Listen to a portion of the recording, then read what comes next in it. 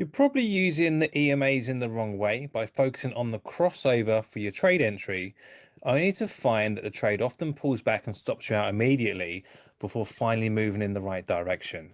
Now, let me show you my three golden rules that allow me to increase the probability of the trade going the right direction.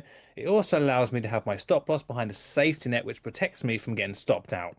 The first rule, stop using the 10 and 20 on its own. It's not strong enough to be able to dictate what way the trend is.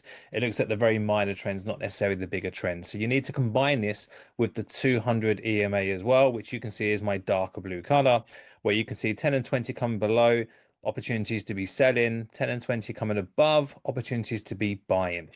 Rule two, always make sure the EMAs are the correct way around.